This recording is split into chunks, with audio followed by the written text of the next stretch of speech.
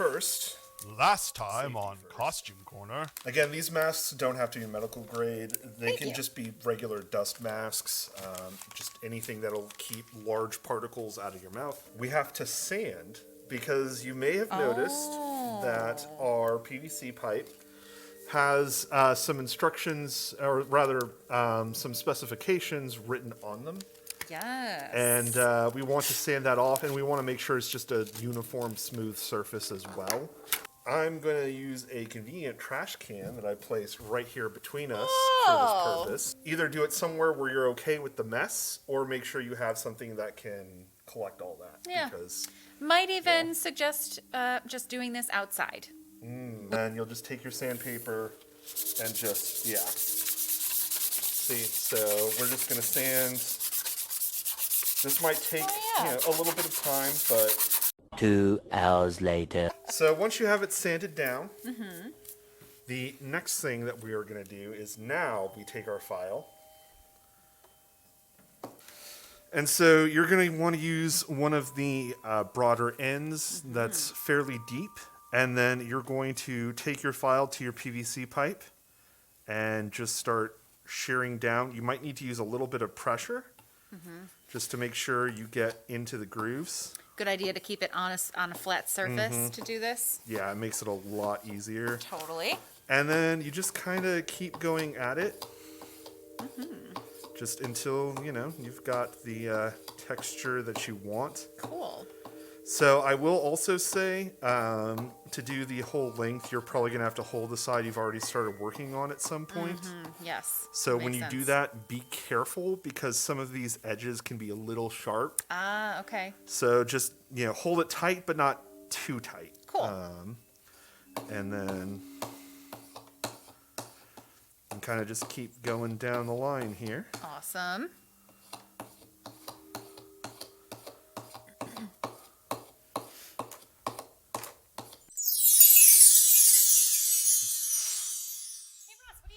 I'm making a wand for the... It looks pretty cool. Thanks. What is it made out of? It's made out... please don't. It's really cool. Yeah. Is this? You know what? What is this? This is really not going to work, so... Away with you!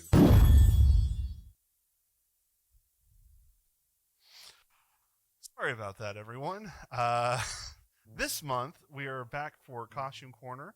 We are continuing our PVC pipe wood grain texture products with a magic wand.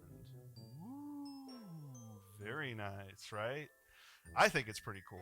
So today I'm going to show you how to make one of your very own. For our supplies this time, you're going to need PVC pipe. You're going to need, as you might have already from last month, cleaning brush, a rasping file. You're going to need a piece of sandpaper, and you're going to need some extra decorations, which means you're going to need some sort of paint, oil or acrylic. And you'll notice in your kit you have some fake foliage and some fake diamonds. Liesel doesn't need to be here today because she already knows how to do this. So I think it's okay that I teleport her to the other side of the library. She'll figure it out at some point.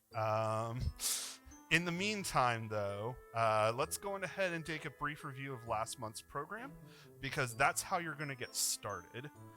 In case you don't recall, or you missed last month, in brief, you're going to start with sanding your PVC pipe. You sand it so that way all of the numbers and letters and the barcodes and all that other stuff is all gone. After that, you're going to take a metal file. You should have gotten this last month, but if you didn't, I believe it's included in your supplies this month. And you're going to take one of the thicker sides of it and just go up and down the length of the pipe. After you get all your grooves in, you're going to sand it down again, so that way it's easy to hold. Voila. Now, we're going to pick up from that point. So, you'll notice that this PVC pipe is a little thinner than the last one, and that's because, of course, wands in general are going to be thinner than gardening tools. definitely gardening tools, nothing else. Love. And so we're gonna start by pretty much painting it. Now, we didn't really cover this directly last time, but for painting, as I had mentioned the last time, acrylic paint works fine. Oil-based paint is even better, but I'm just going to stick to acrylic because, honestly, it's a lot easier to get your hands on. So, plus it just is nice to see, you know, kind of what you can do with the acrylic paint. So go on ahead and get yourself a palette, pour some out. If you have a professional palette at home, that's great. But any piece of cardboard will do just fine, as long as it's not an important piece of cardboard. Then you can take the completed rod, effectively, and start painting it.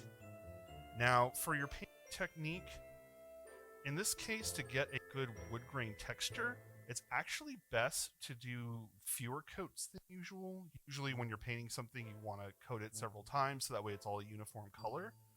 But, you know, wood in real life doesn't exactly have a uniform color. So if we want to switch back, you'll see as I start painting it that some of the grooves will become a little bit more apparent. And that's okay, because, of course, wood in real life has a number of whorls in it, a number of knot holes, all sorts of imperfections. And so having stuff like that show up in our project here is actually a really good thing. It makes it look more realistic, and people are more likely to, you know, think that you've like drilled a piece of wood and gotten it set up rather than a piece of PVC pipe, which is a lot cheaper, by the way. You can buy a 2-foot length of this for like $1. Alright, yeah. So I'm just gonna keep painting this real quick. I'm not gonna paint the entire thing because it takes a while for it to dry. And, you know, as exciting as watching paint dry is, I have a feeling you have other things you'd rather be doing. It's almost as much fun as the watching paint dry channel. Let's see.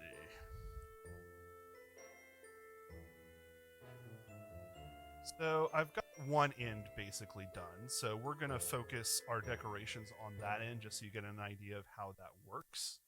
So I'm going to let that dry for just a moment, and in the meantime, let's go on ahead and prep our other materials.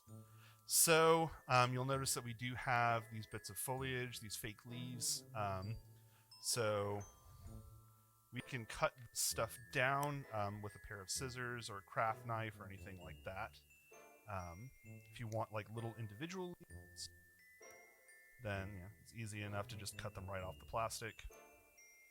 Or if you want to have a big vine strand, so for the vine strand, you just kind of cut it down the center, and then you end up with basically 2 sets of 3 leaves. Now be careful, because that's poison. It's not actually poison ivy, so. But once you have all that stuff ready, then the only other thing that you'll need is some form of adhesive. I'm going to use a hot glue gun here. Of course, many different kinds will work just fine. And I think that at the very least, this isn't going to be completely dry, but it should be dry enough for me to attach the diamond tip at the top. So let's go on ahead and take care of that. And for that bit, so you'll see, of course, that I did a little bit at the top. You don't really have to go to town on it because the diamond is going to cover most of that surface area. All right, so you'll take your glue gun and just go on ahead, and you're going to want to get inside of the lip a little bit, and you might need to like turn the pipe as you do so, and then you're also going to want to get around the lip. So this can be a little tricky. You're going to want to do it relatively quickly before it really gets a chance to dry a lot. And then once you do that, take a diamond, just very carefully stick it right in the middle there. See? And, oh, that might be too close. And there we go. So we've got our diamond tip in the wand here, which makes it very shiny and pretty. And of course, if you have other styles of gemstones, any plastic ones, or I mean, if you really want to use a real one, though I wouldn't recommend it, you know, you can absolutely feel free to include those as well. But like I said, you do have the 3 diamonds already included in your kit. So, and then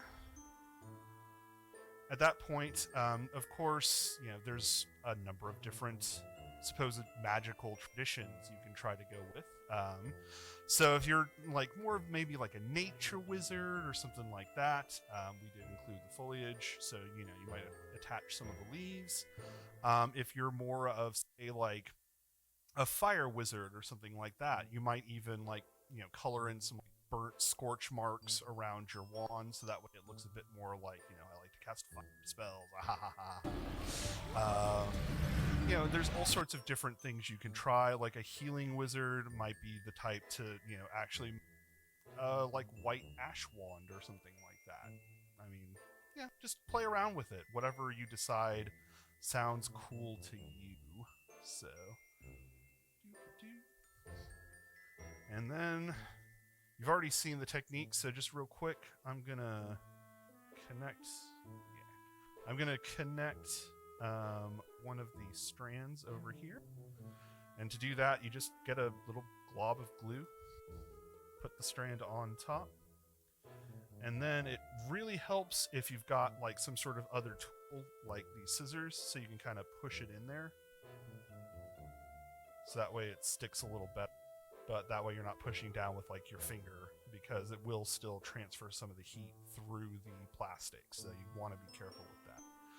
But see, it's like it's surrounded by a little branch there.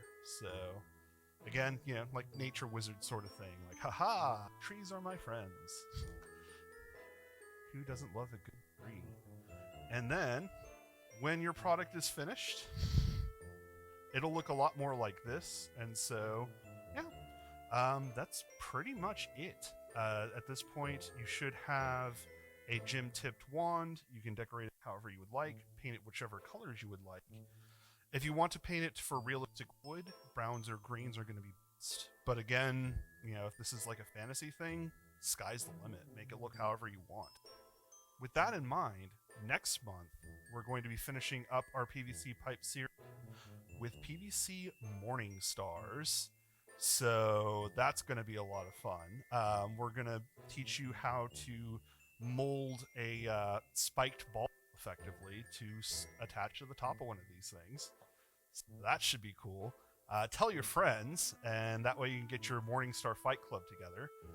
In the meantime, I'm going to go avoid Liesel some more until she's ready to, maybe ask questions nicely and not get all up in my personal space. So, but until next time, Abra, goodbye.